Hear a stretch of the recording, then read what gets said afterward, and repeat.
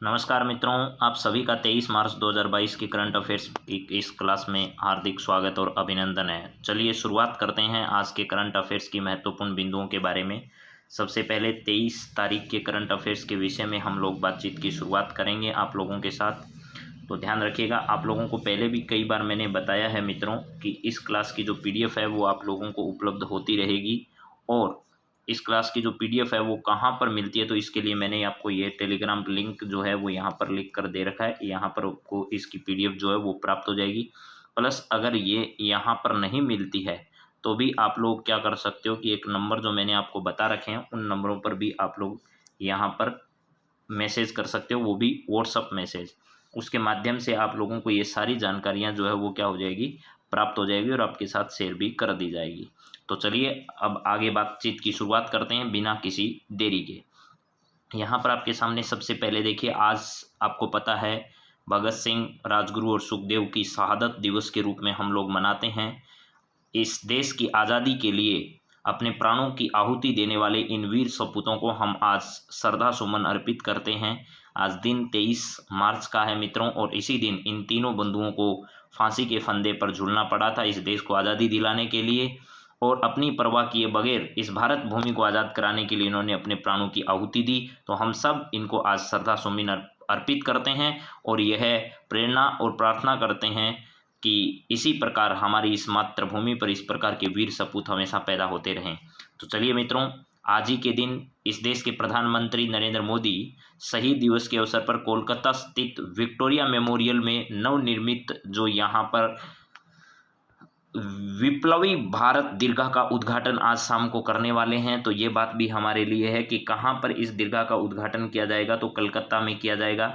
और यहाँ पर प्रधानमंत्री कार्यालय ने मंगलवार को यह जानकारी जो है वो पीएमओ ने कहा कि प्रधानमंत्री 23 मार्च को शाम 6 बजे वीडियो कॉन्फ्रेंसिंग के माध्यम से कोलकाता में विक्टोरिया मेमोरियल हॉल में नवनिर्मित विप्लवी भारत गैलरी का उद्घाटन करेंगे।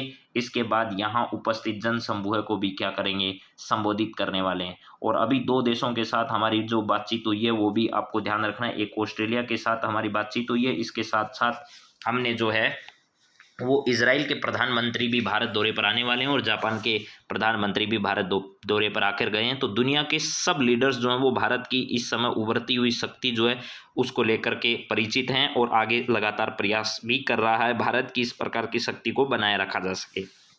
अब हमारा पहला सवाल आप सभी मित्रों के सामने है, जरा इस सवाल को पढ़िएगा और मेरे मित्रों जवाब देने की कोशिश करिएगा।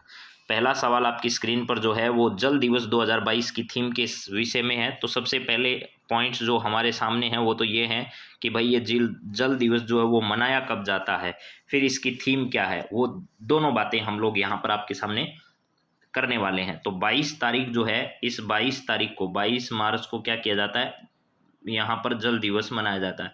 अब जो 22 मार्च के बाद में 22 अप्रैल जो आएगा वो भी हमारी परीक्षाओं की दृष्टि से बहुत इम्पोर्टेंट है, वो भी हमें क्या करना है, ध्यान रख लेना है।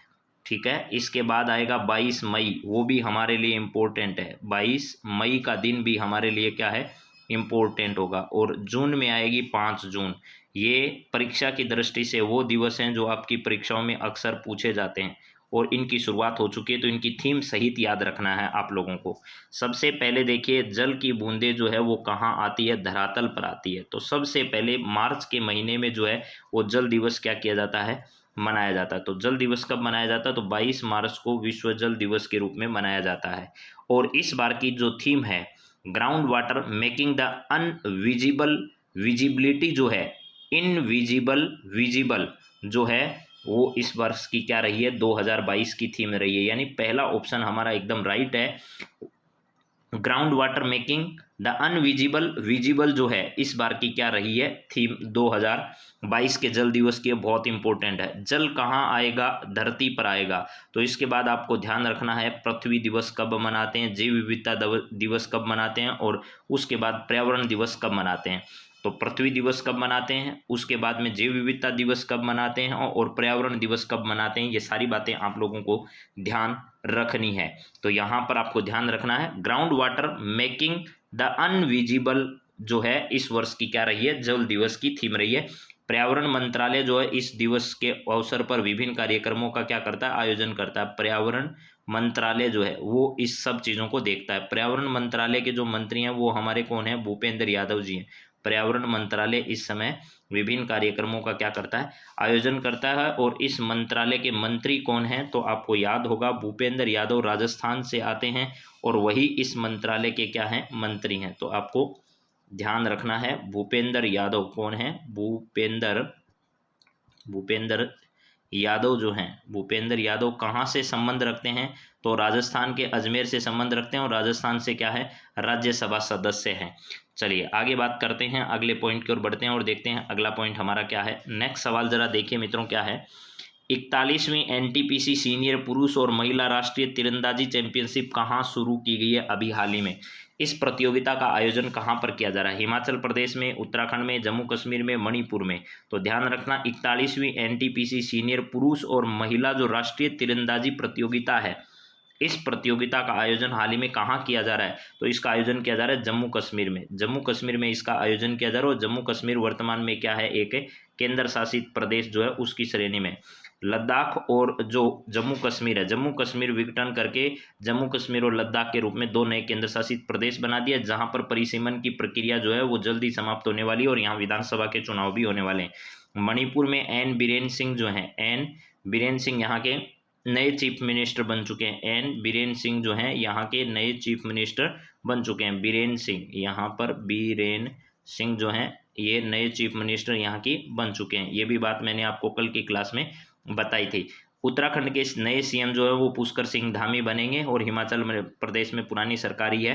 हालांकि इसके साथ साथ उत्तराखंड में अभी हाल ही में क्या हुए, चुनाव जरूर हुए हैं। तो एन बीरेन सिंह मणिपुर के नए सीएम और यहाँ पर पुष्कर सिंह धामी जो है, कौन है भाई, पुष्कर सिंह धामी, पुष्कर सिंह धामी जो है वो नए सीएम यहाँ बनने वाले हैं। तो चलिए ये बात आपको ध्यान रखनी है, दोबारा बता देता हैं। 41वीं एनटीपीसी सीनियर पुरुष और महिला राष्ट्रीय तीरंदाजी चैंपियनशिप का आयोजन जम्मू कश्मीर में हाल ही में किया जाना है। तो चलिए आगे देखते हैं। ये जम्मू कश्मीर के बारे में आप लोग वैसे तो पहले से भी जानते हैं, लेकिन फिर भी देख लीजिएगा जम्मू कश्मीर किन किन के साथ सीमा बनाता है। एक तरफ जहाँ जम्मू कश्मीर जो है वो पाकिस्तान के साथ अपनी सीमा बनाता है, लद्दाख वाला इलाका है, यहाँ जम्मू कश्मीर भी पाकिस्तान के साथ सीमा बनाता है। श्रीनगर और जम्मू इसकी दो अलग अलग राजधानी है। लद्दाख में ही, लद्दाख जो है यहाँ पर क्या पड़ता है, लेह क्षेत्र है। और यहाँ पर ये जम्मू कश्मीर जो वो पंजाब के साथ और हिमाचल प्रदेश के साथ अपनी सीमा बनाता है और लद्दाख के साथ सीमा बनाता है। यानी तीन क्षेत्र भारत के, एक तरफ लद्दाख है, एक तरफ हिमाचल प्रदेश, एक तरफ पंजाब और एक तरफ क्या है, पाकिस्तान जो है इस पाकिस्तान के साथ सीमा बनाता है। तो यहाँ पर ये सारी बातें हमें क्या करनी है, ध्यान रख लेनी है। और यहाँ पर लद्दाख के ऊपरी हिस्से में ये वाला जो क्षेत्र है वो सियाचिन है, जो कि विश्व का सबसे ऊंचा युद्ध क्षेत्र माना जाता है। और ये वाली सीमा जो लद्दाख की है, ये पूरी की पूरी सीमा जो है वो किसके साथ लगती है, चाइना के साथ लगती है। यानी चीन के साथ ये वाली सीमा क्या होती है, साझा होती है। चलिए आगे बढ़ते हैं और अब देखते हैं। यहाँ पर आपको एकदम स्पष्ट नजर आ रहा होगा, पाकिस्तान के साथ सीमा लग रही है, एक तरफ पंजाब के साथ, एक तरफ हिमाचल प्रदेश के साथ और एक तरफ लद्दाख के साथ जम्मू कश्मीर की सीमा लग रही है। चलिए आगे बढ़ते हैं और अगले सवाल के बारे में देखते हैं। क्या 22 मार्च को 4 दिवसीय गोल्फ बिजनेस, यहाँ पर गल्फ बिजनेस समिट का आयोजन कहाँ किया जा रहा है, ये आपको बताना है। 4 दिवसीय गल्फ बिजनेस समिट जो है इसका आयोजन कहाँ पर किया जा रहा है हाल ही में, ये आपको बताना है। तो इसका भी आयोजन वहीं किया जा रहा है जहाँ पर अभी 41वीं एनटीपीसी सीनियर पुरुष और महिला राष्ट्रीय तीरंदाजी चैंपियनशिप का आयोजन किया जा रहा है। इसका मतलब वो कहाँ हो रहा है, जम्मू कश्मीर में हो रहा है। तो जम्मू कश्मीर में ही 22 मार्च को 4 दिवसीय गल्फ बिजनेस समिट का आयोजन यहाँ पर किया जा रहा है। तो गोवा के कौन बने हैं नए चीफ मिनिस्टर, प्रमोद सावंत जो हैं, प्रमोद सावंत यहाँ पर नए चीफ मिनिस्टर बन रहे हैं। प्रमोद सावंत यहाँ के नए सीएम जो है वो बनने जा रहे हैं। जम्मू कश्मीर में आपको पता है उपराज्यपाल है और जम्मू कश्मीर के उपराज्यपाल कौन है, मनोज सिन्हा है। मनोज सिन्हा जो हैं वो यहाँ के, मनोज सिन्हा यहाँ के उपराज्यपाल हैं। लेकिन प्रथम उपराज्यपाल अगर पूछा जाए तो आपको ध्यान रखना है कि यहाँ के प्रथम उपराज्यपाल गिरीश चंद्र मुर्मू थे, जो कि वर्तमान में क्या है, भारत के CAG है। मणिपुर में एन बीरेन सिंह है ही, और लद्दाख में आप लोगों को पता ही है यहाँ पर राधा कृष्ण माथुर जो है वो लद्दाख के उपराज्यपाल हैं। तो ये सारी बातें जानते हैं। तो मेन बात क्या थी, गल्फ बिजनेस समिट का आयोजन कहाँ पर किया जाएगा, यानी व्यापार से संबंधित विभिन्न प्रकार के लोगों के बीच में आपसी बातचीत के लिए ये गल्फ बिजनेस समिट का आयोजन कहाँ पर किया गया है, जम्मू कश्मीर में किया गया। और अभी हाल ही में यहाँ पर केंद्रीय रिजर्व पुलिस बल जो है CRPF जो है, यहाँ पर इसका स्थापना वर्ष भी मनाया, जो कि गृह मंत्रालय के अधीन आता है। और गृह मंत्री उस दौरे पर गए और वहाँ उन्होंने कहा आने वाले समय में CRPF की आवश्यकता यहाँ पर नहीं पड़ने वाली है। तो चलिए आगे बढ़ते हैं और आगे देखते हैं और क्या बात है जो हमारी परीक्षा की दृष्टि से इंपॉर्टेंट है और हमें जाननी चाहिए। ये देखिए आपके सामने जम्मू कश्मीर का एक बार फिर मैप आ गया, और वो दूसरे तरीके का मैप। गलवान घाटी कहाँ पर है, तो ये लद्दाख के अंदर क्षेत्र है जो भारत और चाइना के बीच में विवाद है। जम्मू कश्मीर के बारे में मैंने अभी जो बातें बताई थी वो सिर्फ आपको ध्यान रखनी है। एक तरफ हिमाचल प्रदेश, एक तरफ पंजाब, एक तरफ पाकिस्तान और एक तरफ लद्दाख। यहाँ पर आपका नीचे के हिस्से में पड़ता है यहाँ पर जम्मू, और ऊपरी हिस्से में पड़ता है कश्मीर। दोनों अलग अलग जगह पर राजधानियां अलग अलग समय पर ट्रांसफर की जाती है। अगले सवाल की ओर बढ़ते हैं, और अगला सवाल क्या है देखिए, हाल ही में सुधा गोपाल कृष्णन ब्रेन सेंटर कहाँ पर लॉन्च किया गया है, यानी एक ब्रेन सेंटर बनाया गया जिसका नाम क्या है, सुधा गोपाल कृष्णन ब्रेन सेंटर है। इस ब्रेन सेंटर का हाल ही में उद्घाटन कहाँ पर किया गया है, यह है आपको बताना है। दिल्ली में, मद्रास में, रुड़की में, जोधपुर में। तो इसका सही जवाब है IIT मद्रास जो है, क्या है, IIT मद्रास जो है। इस IIT मद्रास में अभी हाल ही में एक ब्रेन सेंटर जो है, क्या है, ब्रेन सेंटर का मतलब आप सब लोग जानते हैं, मस्तिष्क संबंधी जितने भी बातें हैं उनका अध्ययन जो है वो ब्रेन से किया जाता है। तो ब्रेन सेंटर का उद्घाटन कहाँ पर किया गया है, तो IIT मद्रास जो है, यहाँ पर एक नया ब्रेन सेंटर जो है वो अभी हाल ही में खोला गया। तो इसका सही जवाब बी होगा। तो IIT मद्रास जो है वो भारतीय सूचना जो प्रौद्योगिकी संस्थान है, उन प्रौद्योगिकी संस्थानों में श्रेष्ठ स्थान रख रहा है IIT मद्रास। और भारत अपनी पहली IIT कौन से देश में खोल रहा है, तो USA जो है, उस USA देश में भारत अपनी पहली IIT जो है वो खोलने जा रहा है। ये सवाल भी आपकी परीक्षा की दृष्टि से बहुत इंपॉर्टेंट है कि भारत अपना पहला IIT सेंटर कहाँ पर खोलने जा रहा है, तो USA में अपना पहला IIT सेंटर खोलने जा रहा है। और अभी हाल ही में ब्रेन सेंटर कौन सी IIT में खोला गया है, तो ब्रेन सेंटर अभी हाल ही में IIT मद्रास में खोला गया है। बहुत ही अच्छी बात है। चलिए आगे बात करते हैं अगले सवाल की ओर। और अगला सवाल हमारे सामने है, 22 मार्च को अपना 110वां स्थापना वर्ष मनाने वाला राज्य जो 22 मार्च 1912 को बंगाल से अलग हुआ था, उस राज्य का आपको नाम बताना। हालांकि बंगाल से अलग हुआ था 1912 में ही, लेकिन पूर्ण जो वर्तमान स्वरूप है उसका उसी दिन नहीं आया था। उसके बाद इसका वर्तमान स्वरूप जो है वो अलग अलग राज्यों को मिलाकर आया था। उस राज्य का नाम क्या, 110वां स्थापना दिवस जो है 22 मार्च को इसने अपना मनाया है। और अभी हाल ही में यहाँ की विधानसभा ने अपना शताब्दी वर्ष भी मनाया। यहाँ पर क्या मनाया है, शताब्दी वर्ष, विधानसभा का शताब्दी वर्ष। शताब्दी वर्ष किसने मनाया, ये बात मैं आपको बहुत पहले पढ़ा चुका हूँ। शताब्दी वर्ष विधानसभा के द्वारा मनाया गया। यहाँ की विधानसभा जो है, इस विधानसभा के द्वारा क्या किया गया है, विधानसभा, इस विधानसभा के द्वारा अपना शताब्दी वर्ष जो है वो भी अभी हाल ही में मनाया गया। किसकी उपस्थिति में मनाया गया था, तो ओम बिड़ला की उपस्थिति में। ओम बिड़ला जो है हमारे लोकसभा अध्यक्ष हैं, उन्होंने इसमें भाग लिया था। और ओम बिड़ला ने हाल ही में दिल्ली में क्या किया, आपको पता है, दिल्ली में इस प्रकार के एक सेंटर की, या फिर ये कह सकते हो एक वैन का इन्होंने उद्घाटन किया है। और वह वैन अलग अलग जगह पर जाकर क्या करेगी, भोजन परोसेगी। ओम बिड़ला ने प्रसादम रथ जो है, क्या है, प्रसादम रथ, इस प्रकार की योजना की भी शुरुआत अभी हाल ही में की है। प्रसादम रथ जो है, इस प्रसादम रथ नाम की पहल की अभी हाल ही में क्या की है, यहाँ पर शुरुआत की है। तो अब आपको समझ में आ गया होगा, मैं बिहार राज्य के बारे में बात कर रहा हूँ। बिहार राज्य के मुख्यमंत्री जो हैं वो CM कौन है, यहाँ के नीतीश कुमार है। आप लोग ये बात बहुत अच्छे से जानते होंगे, मेरे हिसाब से नीतीश कुमार यहाँ के क्या हैं, CM है। बिहार राज्य जो है वो अलग अलग राज्य जैसे उड़ीसा है, झारखंड है, इन अलग अलग राज्यों के हिस्सों को शामिल करते हुए, वैसे पहले बंगाल का भाग भी जोड़ा गया, बाद में उड़ीसा का कुछ भाग भी इसमें जोड़ा गया। तो बिहार राज्य इसका सही जवाब है, जहाँ पर नीतीश कुमार की सरकार है। और नीतीश कुमार और अभी यहाँ के जो विधानसभा के अध्यक्ष हैं उनके बीच का विवाद भी खूब चर्चा में आया और मीडिया में वो वीडियो खूब वायरल हुआ। तो ये भी ध्यान रखना, एक संवैधानिक पद होते हुए इन सब के बीच में इस प्रकार की बातें जो है वो नहीं होनी चाहिए थी। तो ये सब बातें ध्यान रखनी है। मुख्यतः यहाँ से इंपॉर्टेंट बात है जो प्रसादम रथ है वो, और 110वां स्थापना वर्ष किस राज्य ने मनाया, तो बिहार राज्य ने अपना 110वां स्थापना वर्ष अभी हाल ही में मनाया। और शिक्षा के क्षेत्र में, चिकित्सा के क्षेत्र में, इन सभी क्षेत्र में जो है वो बिहार राज्य सबसे पिछड़े हुए राज्यों की श्रेणी में माना जाता है। तो चलिए आगे बात करते हैं और अगले सवाल के बारे में देखते हैं क्या है यहाँ पर। यहाँ पर अगर एक बात और की जाए तो बिहार की जो राजधानी है वो क्या है, पटना है। पटना यहाँ की क्या है, राजधानी है। बिहार की राजधानी जो है वो क्या है, पटना है। चलिए इसके मैप के बारे में देखते हैं और मैप में कौन सी बातें हमारे लिए इंपॉर्टेंट है जरा वो देखिए। बिहार की सीमा कौन कौन से राज्यों से लगती है, पहली बात ये हमें समझने वाली है। यहाँ पर एक तरफ जहाँ इसकी सीमा नेपाल के साथ लगती है, बिहार की सीमा नेपाल के साथ लगती है, उत्तर प्रदेश के साथ लगती है, झारखंड के साथ इसकी सीमा लगती है और इसकी सीमा पश्चिमी बंगाल के साथ लगती है। लेकिन ध्यान रखना सिक्किम के साथ इसकी सीमा स्पर्श नहीं होती है। यानी अंतर्राष्ट्रीय सीमा इसकी नेपाल के साथ, ये वाली पूरी सीमा इसकी जो है वो किसके साथ लगती है, नेपाल के साथ। एक तरफ उत्तर प्रदेश है, नीचे इसके झारखंड है और इधर इसके पश्चिमी बंगाल है और यहाँ की राजधानी जो है वो क्या है, पटना है। तो अंतर्राष्ट्रीय सीमा किसके साथ स्पर्श होता है, नेपाल के साथ। और भारत के कितने राज्यों के साथ इसकी सीमा बनती है, 3 राज्य। कौन कौन से है, एक तो आपका यूपी है, इसके अलावा आपका झारखंड है, इसके अलावा पश्चिमी बंगाल है। और पश्चिमी बंगाल से इसे 1912 में क्या कर दिया गया था, अलग कर दिया गया था। चलिए मित्रों अब आगे बात करते हैं और कौन सी बातें हमें अगले सवाल पर देखनी है। यहाँ का सवाल है, केंद्रीय मंत्रिमंडल ने national AIDS and STD control programme को कितने वर्ष के विस्तार की हाल ही में मंजूरी प्रदान की है।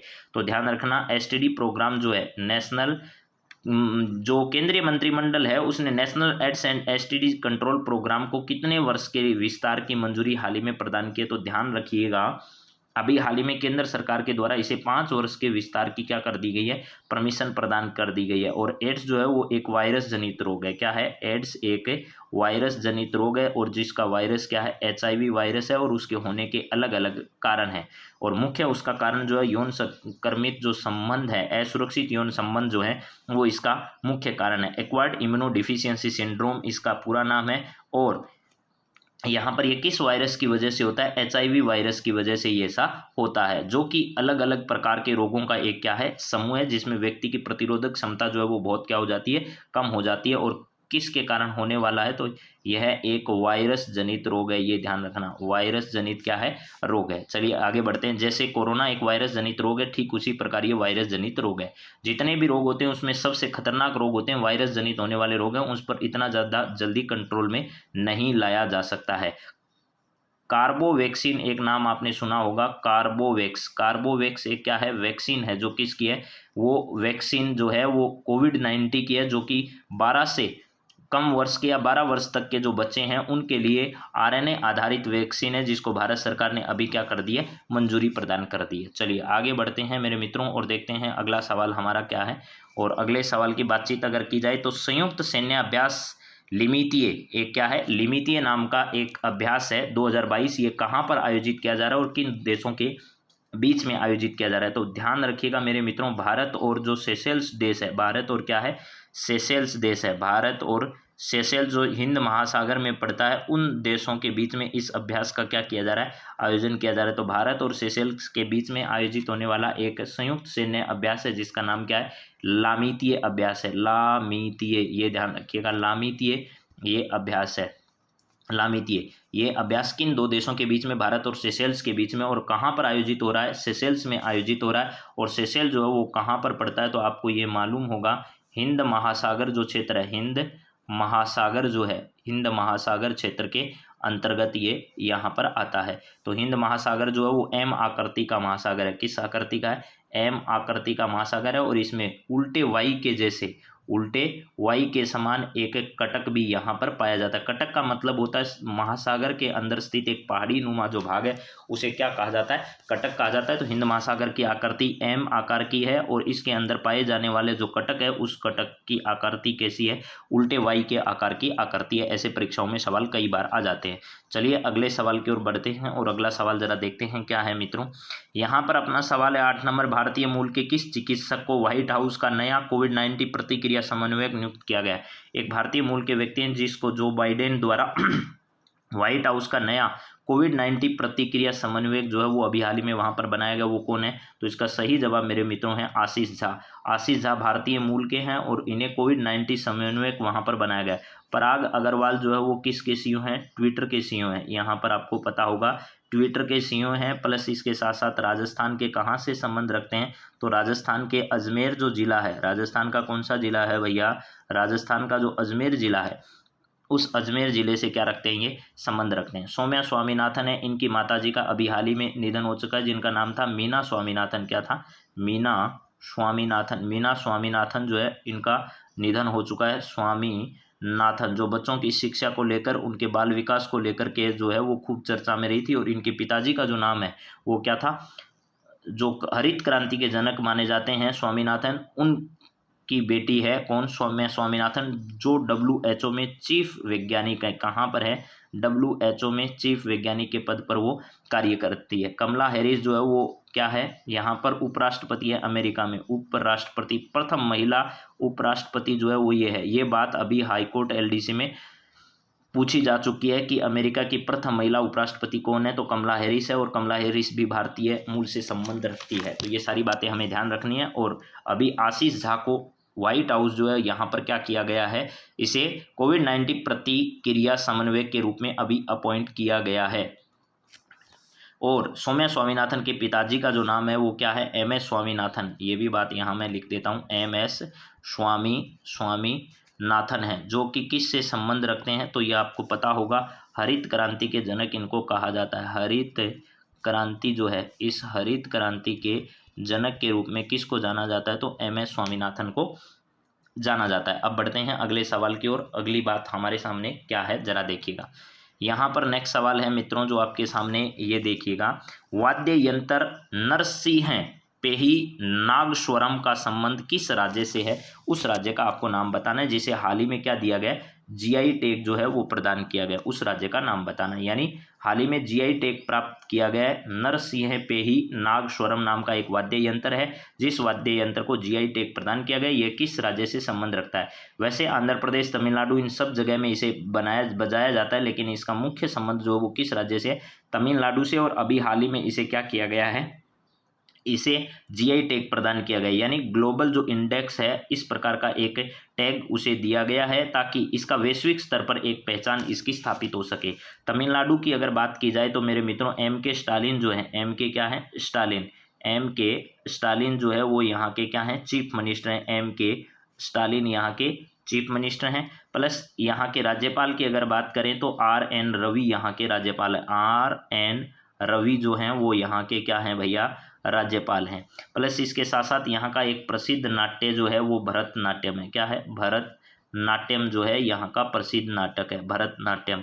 इसके अलावा मेरे मित्रों यहाँ ध्यान रखिएगा, अभी हाल ही में डिजिटल एग्रीकल्चर मिशन जो है, क्या है? Digital agriculture mission, digital agriculture mission, agriculture mission को लेकर के कल यहाँ की विधानसभा में प्रस्ताव भी पास किया गया है कि यहाँ पर डिजिटल एग्रीकल्चर क्या चलाया जाएगा, एक मिशन चलाया जाएगा। कहाँ पर? तमिलनाडु सरकार के द्वारा डिजिटल एग्रीकल्चर मिशन की भी शुरुआत की जाएगी। प्लस इसके साथ साथ यहाँ के प्रसिद्ध अगर नेशनल पार्क की हम बात करें तो मेरे मित्रों यहाँ पर प्रसिद्ध नेशनल पार्क है, जिसमें मुदुमलई जो है, मुदुमलई नेशनल पार्क यहाँ पर क्या है? प्रसिद्ध है। इसके अलावा मुकुर्ती प्रसिद्ध नेशनल पार्क यहाँ का पड़ता है। इसके अलावा और भी यहाँ प्रसिद्ध नेशनल पार्क है। तो अभी पहले इसकी सीमाओं की बातचीत अगर हम करें तो देखिएगा, ये हमारा तमिलनाडु है मित्रों। तमिलनाडु में कौन कौन से क्षेत्र हैं? तमिलनाडु में यहाँ एक प्रसिद्ध शहर है जिसका नाम क्या है? चेन्नई है। यहाँ पर पुदुचेरी का जो भाग है करिकाल, वो करिकाल भी यहाँ पर पड़ता है और पुदुचेरी भी यहाँ पर पड़ता है। तमिलनाडु ये क्षेत्र यहाँ पर स्थित है। तो मेरे अलावा आप लोग ये सारी बातें शायद मेरे हिसाब से समझ गए होंगे। तमिलनाडु का क्षेत्र जो है आंध्र प्रदेश के साथ, बेंगलुरु के साथ और केरल के साथ अपनी सीमा क्या करता है? साझा करता है। इसके अलावा यहाँ मन्नार जो है, मन्नार क्षेत्र भी यहाँ का प्रसिद्ध है। कौन सा क्षेत्र? मन्नार क्षेत्र जो है वो मन्नार क्षेत्र भी यहाँ बड़ा प्रसिद्ध है। मन्नार क्षेत्र के बारे में मेरे हिसाब से आप सब लोग बातें जानते हैं। जरा अभी इसके बारे में बात करते हैं। तो यहाँ पर कौन सा क्षेत्र है? मन्नार जो क्षेत्र है, इस मन्नार क्षेत्र को भी आप लोग सब बहुत अच्छे से जानते होंगे। नीलगिरी पर्वत श्रृंखला यहाँ पर है। नीलगिरी पर्वत श्रृंखला के बारे में भी आप लोग बहुत ज्योग्राफी में अच्छे ढंग से पढ़ चुके होंगे। नीलगिरी पर्वत श्रृंखला जो है ये भी यहाँ पर है। तो चलिए अब बात करते हैं यहाँ के कुछ नेशनल पार्क की इमेज देखें। उससे पहले ये देख लीजिए कि यहाँ के CM है MK स्टालिन जो हैं, ये क्या है? यहाँ के CM है और उनका नाम क्या है? MK स्टालिन है। MK स्टालिन जो है यहाँ के क्या हैं? सीएम हैं। और RN रवि जो हैं, RN रवि जो है वो यहाँ के क्या हैं, राज्यपाल हैं। ठीक है, ये स्टालिन है साहब, स्टालिन यहाँ के सीएम है जो यहाँ सबसे बड़ी जीत दर्ज करके आए थे पिछले चुनाव में। ये देखिए नेशनल पार्क की अगर बातचीत की जाए तो यहाँ पर देखिए मेरे मित्रों, इसका सही जवाब जो है उसको देखने की अगर हम कोशिश करें तो आप खुद ही समझ सकते हैं। यहाँ के प्रसिद्ध नेशनल पार्कों में एक इमेज आपके सामने दिखाई गई है जिसे अन्नामलाई या इंदिरा गांधी नेशनल पार्क के नाम से जाना जाता है। क्या है, इंदिरा गांधी या इसे अन्नामलाई नेशनल पार्क के नाम से क्या किया जाता है, जाना जाता है। अन्नामलाई, अन्नामलाई, अन्नामलाई। इसके अलावा इसे और किस नाम से जाना जाता है, इसे इंदिरा गांधी नेशनल पार्क भी कहते हैं। इंदिरा गांधी नेशनल पार्क के नाम से भी इन्हें जाना जाता है।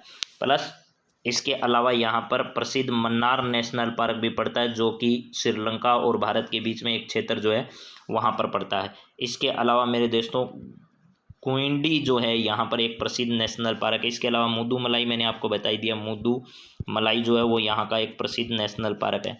प्लस इसके साथ साथ मुकुर्ती एक नेशनल पार्क है, मुकुर्ती नेशनल पार्क भी आप लोग खुद जानते होंगे सारे। चलिए अब आगे बात करते हैं। आज का 10वां सवाल देखिए मित्रों क्या है यहाँ पर आपके सामने। 23 मार्च को भगत सिंह की शहीद दिवस के अवसर पर किस राज्य ने सार्वजनिक अवकाश की घोषणा की है। एक ऐसा राज्य जिसने अभी सार्वजनिक अवकाश की घोषणा की है, 23 तारीख को की सार्वजनिक अवकाश रहेगा, ऐसा राज्य पंजाब है। पंजाब के नवीन मुख्यमंत्री जो हैं भगवंत मान, क्या हैं, भगवंत मान जो हैं यहाँ के नवीन चीफ मिनिस्टर हैं, जो किस पार्टी से आते हैं, आम आदमी पार्टी यानी आप पार्टी से ये आते हैं। और इस पार्टी की तरफ से ये कहा गया है कि हम भाई इनको आदर्श मानते हैं और अंबेडकर और भगत सिंह के बताए रास्ते पर हम चलेंगे और इसी आधार पर हम देश का विकास करना चाहते हैं। तो भगवंत मान ने ये घोषणा की है कि अब पंजाब में यहाँ 23 तारीख को क्या रहेगा, सार्वजनिक अवकाश रहेगा। तो यहाँ पर इसका सही जवाब जो है वो कौन सा राज्य है, पंजाब राज्य। पंजाब राज्य में किस पार्टी की सरकार बनकर आई है, तो आम आदमी पार्टी की सरकार आई है, जिसके सुप्रीमो कौन है, भाई साहब केजरीवाल हैं। मफलर वाले भाई साहब कौन है, केजरीवाल हैं। और अलग अलग राज्यों में केजरीवाल जो है अब अपनी सरकार बनाने को लेकर प्रयास करें और अलग अलग राज्यों की विधानसभा के चुनाव जो हैं उनमें भारतीय जनता पार्टी और कांग्रेस को जो है वो अपना प्रतिद्वंदी मानकर जो है वो ये चुनाव लड़ रहे हैं। और कांग्रेस जो है उसको एक तरीके से भारतीय जनता पार्टी का विरोधी और कांग्रेस का विकल्प जो है वो देश के सामने उपलब्ध करवा रहे हैं। भगवंत मान जो है इन्होंने रिकॉर्ड दर्ज यहाँ पर अभी पंजाब में की है। चलिए इसके बाद आगे बात करते हैं मेरे मित्रों। और क्या है, भगत सिंह के बारे में सभी बातें अभी की है लेकिन कुछ बातें और करते हैं। भगत सिंह के माता पिता ने जब उन पर शादी का दबाव बनाया तो वह घर छोड़कर कानपुर के लिए निकल पड़े। उन्होंने कहा था कि अगर उन्होंने गुलाम भारत में शादी की तो उनकी दुल्हन की मौत होगी। इस तरह आगे चलकर उन्होंने हिंदुस्तान सोशलिस्ट रिपब्लिकन एसोसिएशन का हाथ थाम लिया था। और भी क्या बातें हैं जरा देखिएगा। इसके बाद है, भगत सिंह जलियांवाला बाग हत्याकांड से इतने परेशान थे कि उन्होंने घटनास्थल का दौरा करने के लिए स्कूल तक बंक किया था। कॉलेज में वह एक शानदार एक्टर भी रहे थे। अपने मुकदमे के समय भगत सिंह ने बचाव के लिए कोई पेशकश नहीं की थी। उन्होंने इस अवसर का इस्तेमाल भारत की आज़ादी के विचार को प्रचारित करने के लिए किया था। भगत सिंह ने सुखदेव के साथ मिलकर लाला लाजपत राय की मौत का बदला लेने की योजना बनाई और लाहौर में पुलिस अधीक्षक जेम्स स्कॉट को मारने की साजिश भी रची थी।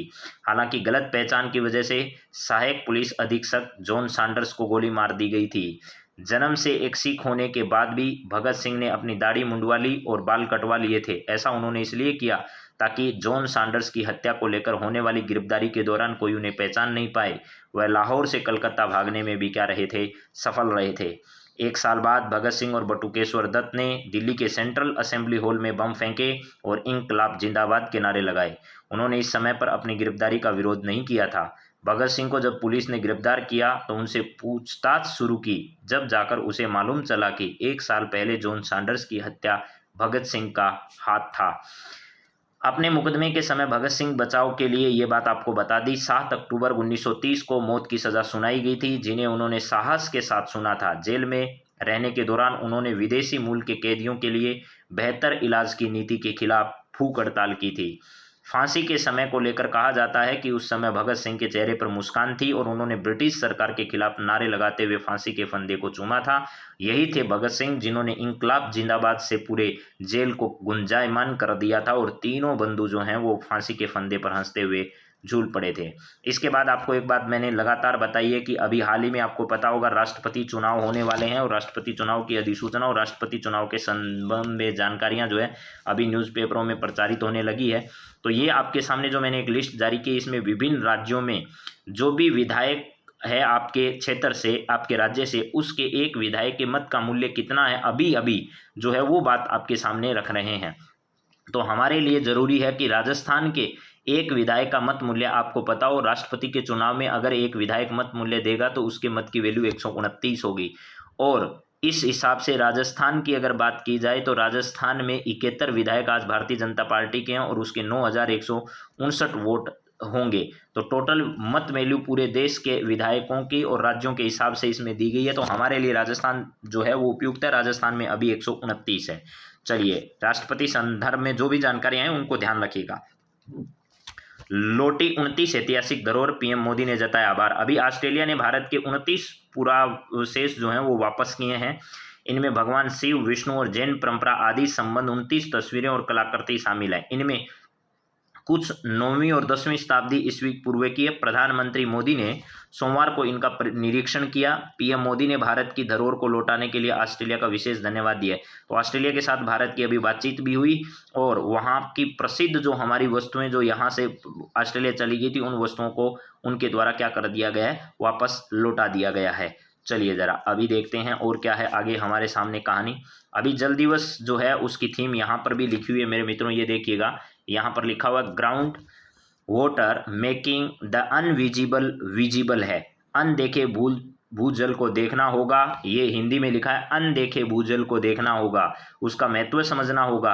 ये पृथ्वी की जीवन रक्षा प्रणाली है। तो इसके संदर्भ में संरक्षण के लिए क्या उपाय किए जाने चाहिए, जल का संरक्षण कैसे किया जाना चाहिए और सरकारें क्या क्या कदम उठा सकती है, उसको लेकर के जो है वो ये पूरा आर्टिकल न्यूज़पेपर में आया। तो आप इसे देख सकते हैं। जल दिवस जो है वो 22 तारीख को मनाया जाता है। 22 मार्च को क्या किया जाता है, जल दिवस मनाया जाता है। इस वर्ष की थीम भी आपके सामने मैंने रखी है। ये देखिए यहाँ भूजल यानी जल दिवस के अवसर पर विशेष प्रकार का एक आर्टिकल छपा, भूजल को बचाएं, जीवन और जीविका को बचाएं। इसको लेकर एक बहुत ही अच्छा आर्टिकल राजेंद्र सिंह पर्यावरण विशेषज्ञ हैं, इनके द्वारा जो है वो प्रकाशित किया गया। तो मैंने आपके सामने इसको रखा है, आप इसे बहुत अच्छे से पढ़ लीजिएगा। इसमें कुछ जानकारियां जो है वो आपके काम आ सकती है। चलिए आगे जरा देखते हैं। ये रवि राष्ट्रपति चुनाव से संबंधित है। एनडीए को पड़ सकती है सहयोगियों की जरूरत, यानी बहुमत मिलता हुआ नजर नहीं आ रहा है एनडीए को।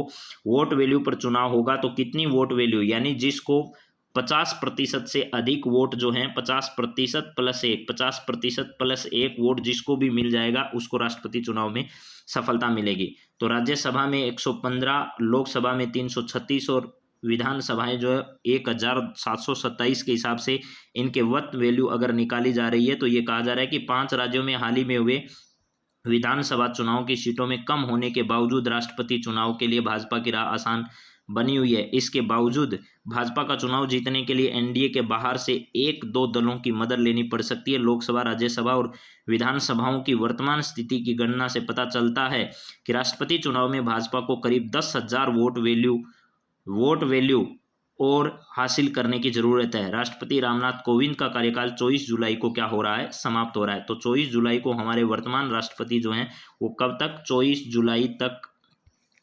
जुलाई को इनका कार्य जो है वो क्या हो जाएगा, पूरा हो जाएगा। चलिए आगे देखते हैं और क्या है हमारे इस संदर्भ में। तो ये बातें आपको पहले भी पढ़ा दी गई है, बार बार इनको याद करते रहिए। पद्म विभूषण 4 विभूतियों को दिए गए। जनरल विपिन रावत पहले सीडीएस, कल्याण सिंह यूपी के पूर्व सीएम, राजस्थान के पूर्व राज्यपाल, प्रभा अत्रे महाराष्ट्र में प्रसिद्ध गायिका, राधेश्याम खेमका गीता प्रेस गोरखपुर से, और पद्म भूषण जो उनमें प्रसिद्ध कृष्णा सुचित्रा एला, साइरस पूनावाला, सत्य नडेला और सुंदर पिचई इनको दिए गए हैं। इसके बाद अगर बात करें, एक कला संस्कृति का सवाल है। शीतला अष्टमी शुक्रवार को मनाई जाएगी। संवत्सर 2078 का अंतिम लोक पर्व है, शीतला माता की होगी आराधना। तो इस प्रकार की जानकारियां आप बहुत अच्छे से, शीतला माता का वाहन आपको दिखाई दे रहा होगा, गधा है, देख लीजिएगा, ये भी कई परीक्षाओं में पूछा जा चुका है। मूल नक्षत्र वारियान योग में चैत्र कृष्ण पक्ष अष्टमी को, चैत्र कृष्ण अष्टमी को शीतला अष्टमी आती है, रट लेना, कई बार परीक्षा में आ चुका है। चैत्र कृष्ण अष्टमी को शीतला अष्टमी यानी जिसे हम बाशुरा के नाम से भी जाना जाता है, ये मनाया जाता है। तो यहाँ पर ध्यान रखना, यहाँ विभिन्न जो हमारे पकवान है उनको रात्रि को बनाकर छोड़ा जाता है और फिर सुबह भोग लगाकर इनको खाया जाता है। तो ये है इस दिन ठंडा भोजन खाने के पीछे धार्मिक और वैज्ञानिक तथ्य हैं। माता शीतला को शीतल व्यंजन और जल पसंद है, इससे माँ शीतला प्रसन्न होती है और श्रद्धालुओं को निरोग रहने का क्या करती है, वरदान देती है। और संवत्सर 2078 के अंतिम पखवाड़े के लोक पर्व शीतला अष्टमी मनाया जाएगा। इसके साथ ही मंगलवार को रंग पंचमी का पर्व भी मनाया जाएगा। तो ध्यान रखना मेरे मित्रों, ये चैत्र कृष्ण पक्ष जो है वो चलेगा और चैत्र कृष्ण पक्ष के बाद चैत्र प्रतिपद आएगा, जब से नया वर्ष जो है वो भारतीय वर्ष जो है वो आरंभ होगा। तो चैत्र कृष्ण पक्ष की अष्टमी को शीतला अष्टमी जो है वो मनाई जाती है। चलिए जरा आगे देखते हैं। जनरल विपिन रावत के बारे में भी एक जानकारी मेरे सामने आई। जनरल विपिन रावत जो हैं ये इनके बारे में 65वीं जयंती की पूर्व संध्या पर भारतीय सेना ने 1870 में स्थापित देश के सबसे पुराने think tank United service institute of India में दिवंगत चीफ ऑफ डिफेंस स्टाफ की स्मृति में चेयर ऑफ एक्सीलेंस समर्पित किया गया। यह चेयर 3 सेवाओं के पूर्व सैनिकों, राष्ट्रीय सुरक्षा के क्षेत्र विशेषज्ञता रखने वाले नागरिकों के लिए खुला रहेगा। तो ध्यान रखना, United service institute of India में दिवंगत chief defence staff Vipin Rawat के लिए चेयर ऑफ एक्सीलेंस जो है वो कहाँ समर्पित किया गया है, तो भारतीय सेना में 1870 में इसकी स्थापना की गई थी और इनके सम्मान में यहाँ पर स्थापित किया गया है। तो यहाँ पर ये सारी बातें हमें क्या करनी है, इसके संदर्भ में ध्यान रखनी है। चलिए मेरे मित्रों, अब आपके सामने ये मैप है। प्रशांत महासागर है, उत्तरी अमेरिका, दक्षिणी अमेरिका है, अटलांटिक महासागर है, ये सब है। कब अटलांटिक महासागर की जो आकृति है वो एस आकार का है। किस आकार का है?